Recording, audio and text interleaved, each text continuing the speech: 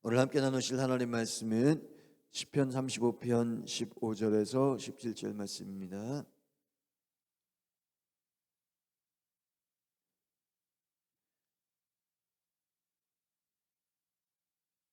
시편 35편 15절에서 17절 말씀 함께 봉독하겠습니다.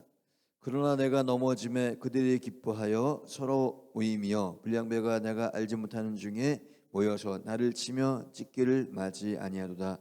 그들은 연회에서 망령되이 조롱하는 자같이 나를 향하여 그들의 이를 갈도다.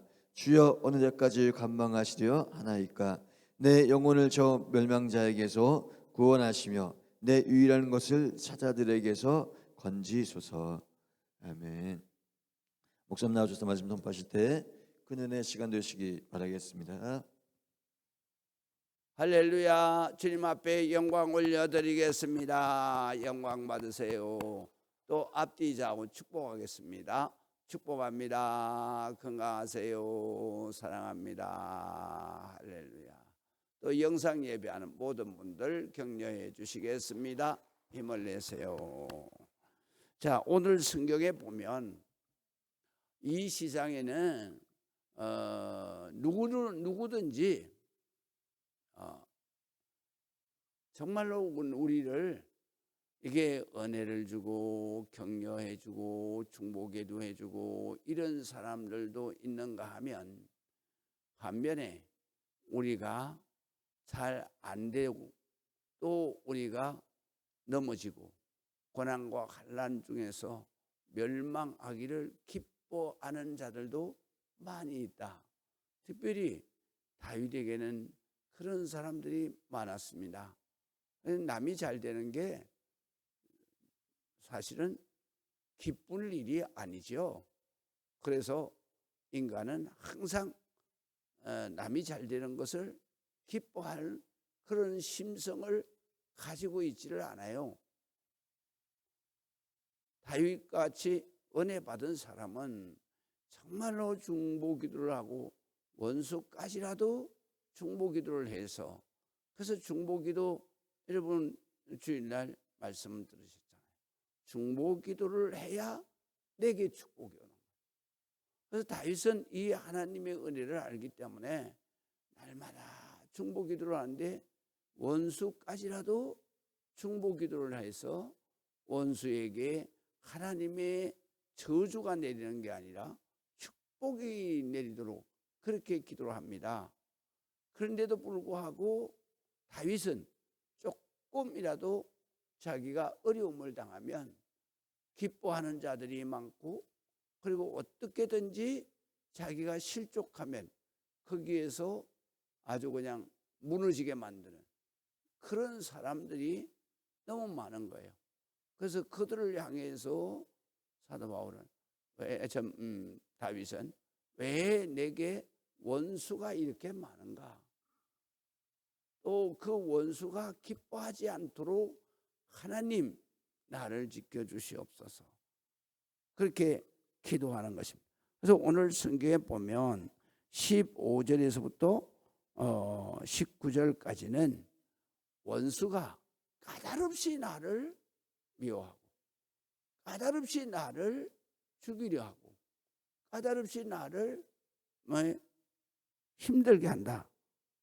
그래서 하나님 앞에 이거를 보시고, 하나님 잠잠하지 마시고 하나님까지 나를 멀리하면 내가 이 삶을, 일생을 어떻게 살겠습니까?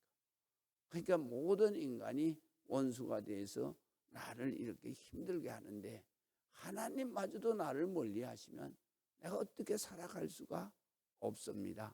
그러니 하나님 나를 도와주시고 하나님만이 나의 구주가 되시고 하나님만이 나의 축복자가 되어달라고 기도하는 것이 바로 오늘 이 본문에 있는 말씀입니다. 그래서 우리가 이러한 우리 이 땅 위의 삶에 우리가 이겨내고 견뎌낼 수 있도록 하나님 나를 지켜주옵소서, 그렇게 기도하는 거예요. 자, 우리가 15절 보겠습니다. 그러나 나는 중보 기도를 이렇게 열심히 하는데, 그런데 그럼에도 불구하고 내가 넘어진다. 왜? 그러나 내가 넘어짐에 그들이 기뻐하여 서로 모이며 불량배가 내가 알지 못하는 중에 모여서 나를 치면서 찢기를 마지 아니한다 그랬어요. 그러니까 내가 실족해서, 그래서 내가 넘어지기라도 한다면 그들은 기뻐서 모여가지고 드디어 다윗이 무너지는구나, 다윗이 죽는구나. 그래서 우리가 잘 못될 때마다 모여서 우리를 죽이려고 하는, 그리고 넘어질 때마다 원수들은 모이려 하는 거예요. 우리가 인간도 그런 사람이 많지만 내 주변에 있는 사람도 그런 사람이 많아요. 그래서 우리나라 속담에도 있잖아요. 사촌이면 가까운 일가예요. 친지예요. 그런데도 속담 있잖아요. 사촌이 땅을 사면 배가 아프다. 사촌이 잘 되면 배가 아프다는 거죠. 싫다는 얘기잖아요. 싫다는 얘기잖아요. 어떻게 싫을 수가 있어요? 근데 싫어요. 그게 왜 그럴까? 인간의 본능이, 내 안에 있는 욕망, 욕심이 기저에 깔려 있기 때문에 내가 잘 되는 건 기쁘지만 나 외에 남이 잘 되는 거는 이게 배가 아픈 거예요. 이게 육신, 그러면 이 사촌이 얼마나 가까우냐면 옛날에는 8촌이 다 한데 모여서 살았어요. 8촌까지. 그래서 한 집에서 모여서 살았단 말이죠. 그래서 대가족 제도가 8촌까지예요. 그 8촌까지가 그리 멀지 않아요. 할아버지, 정조 할아버지, 그러면 8촌까지 나가는 거예요. 그러니까 이렇게 8촌이 한 집에서 살았단 말이죠. 그렇게 살았는데, 그런데 한 집에서 사는 사람들을 성경에는 뭐라 그러냐? 식구라 그래요. 식구. 식구는 뭐냐면 밥을 한 식탁에서 먹는 사람, 밥을 한 솥에서 먹는 사람, 한 솥에서 밥을 지어서 먹는 사람을 권속이라고 우리는 번역을 했어요. 그러니까 식구라는 얘기죠. 식구라는 얘기도 마찬가지요. 같이 한 상에서 밥을 먹는 입. 그래서 사람을 말하는 거예요. 그래서 한 상에서 밥을 먹는 사람이 식구예요. 한 솥에서 밥을 먹는 사람이 권속이에요. 권속. 매일같이. 이렇게 가까운 식구도 잘 되면 배가 아파. 그러니 한 다리 건너서 있는 남남은 내가 잘 될 때마다 얼마나 아프겠냐고, 싫겠냐고. 그러니까 오늘 성경에서 그거를 말하는 거예요. 그러다 내가 혹시라도 실수를 하고 실족을 하고 넘어지고 내가 어려움을 당하면 도와줘야 되는 거잖아요. 식구는 도와줘야 되는 거잖아요. 도와주지 않아요. 그리고 모여서 뭐 하느냐? 저거 완전히 그냥 일어서지 못하도록 싹 뭉개버리자, 이거거든요. 그래서 그들이 모여서 하는 말이 뭐라고 그래요? 모여서 나를 치면서 이제 넘어졌으니 완전히 찢기를 맞이 않는다. 참 세상이 냉혹한 세상이죠. 그러면 이런 일이 벌어지지 않는 단체가 있어요? 모임이 있어요? 이 땅 위에는 참 어렵죠. 그런데 이러한 이 세상에서 하나님 아버지는 우리 교회 안에 있는 성도들만큼은 그러면 안 된다는 거죠. 그러면 안 된다는 거죠. 그렇기 때문에 우리 성도들은 예수님께서도 항상 성도들이, 제자들이 서로 사랑하라.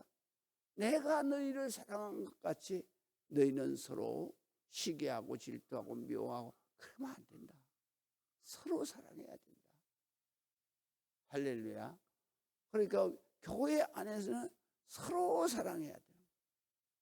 그래서 우리 교회 성도들은 세상에 피를 나눌 형제들보다도 더 성도들은 더 친밀해요.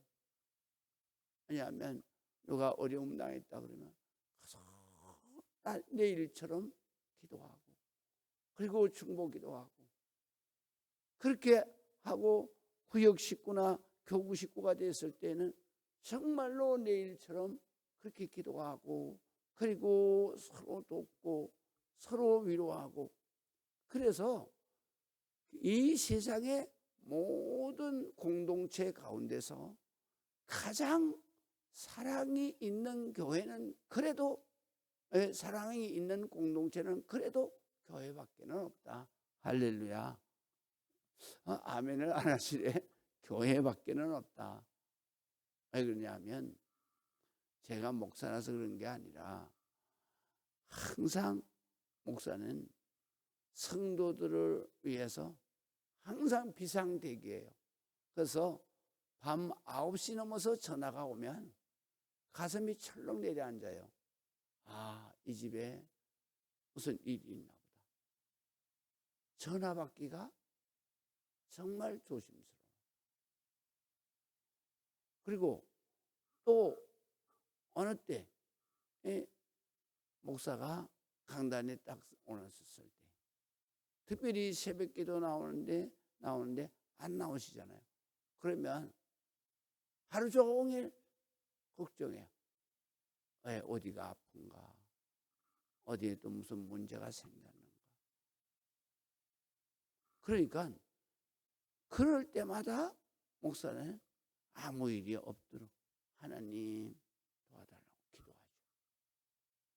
주일날에 우리 식구들이 안 보이면 그러면 일주일 내내 기도하는 거예요. 그러니까 우리가 교회 안에서만큼은 세상의 공동체처럼 그렇게 비정하지 말아야 된다. 우리 교회 안에서만큼은 예수님이 말씀하신 대로 정말로 내가 너희를 사랑한 것처럼 너희는 서로 사랑해야 된다. 그래서 교회의 공동체를 식구라고 말해요. 그래서 권속이라고 말해요. 그건 뭐냐면 우리가 하나님 앞에 영혼의 양식을 한솥에서 먹는 거예요. 그래서 우리가 동탄 사랑의 교회 그러면 우리 영적인 식구들이다. 그래서 우리가 부를 때는 항상 바로 형제 자매로 부르잖아요. 같은 형제이기 때문에. 특별히 우리 동탄 사랑의 교회 안에 등록된 모든 성도는 정말로 목사를 중심으로 해서 한 가족을 이룬 거예요. 그렇기 때문에 여러분들이 항상 교회 안에서는 정말로 사랑해야 돼요. 세상 사람들처럼 넘어지고 망하면 좋아가지고 모여서 저거 완전히 그냥 못 일어서게 이렇게 하면 안 되는 거죠. 그래서 다윗은 그래요. 또 어떻게 하느냐? 그들은 연회에서 망령되이 그냥 정신없이 또 조롱하는 사람들과 같이 나를 향해서 그들이 일을 가는 거예요. 내가 자기들에게 중보기도 해주고 정말로 자기들을 도와주고 자기들을 지켜주고 그런 했는데 왜 일을 가냐고요? 왜 일을 가냐고요? 그런데 인간이 일을 갈아요. 그러니까 굉장히 다윗은 그게 너무 가슴이 아파. 목사도 어느 때로는 내가 이 목사 왜 목사 이거 하나님이 불렀어야지만 이게 참 어려운 직업으로 말할 것 같으면 어려운 직업이다 이게. 왜 그러냐면 목사는 항상 성도들을 전도하고 그 다음에 자나깨나 성도들에게 어려운 일이 없도록 정말 그들을 위해서 모든 걸 다 쏟아붓는 거죠. 그런데 어떤 성도들은 보면 그냥 목사를 원수 대하듯 해가지고 그래서 교회를 떠나는 사람들이 있어요. 그러면 저는 강단에 앉아서 맨날 우는 거죠. 뭐라고 울어요? 내가 뭘 잘못했냐? 내가 그 사람한테 잘못한 게 없어요. 내가 정말 밤잠 안 자면서 기도한 죄밖에 없다. 내가 하나님 앞에 맨날 한결을 그렇게 해요. 하나님, 내가 그 집사한테 내가 뭐를 잘못했습니까? 하나님도 알다시피 내가 그 집사 위해서 내가 밤잠 안 자고 기도한 죄밖에 더 있냐고. 그런데 왜 나를 이렇게 힘들게 하냐고. 그러면 하나님이 항상 나를 위로하죠. 나를 위로해요. 하나님의 위로가 없으면 우리가 살아갈 수가 없는 거죠.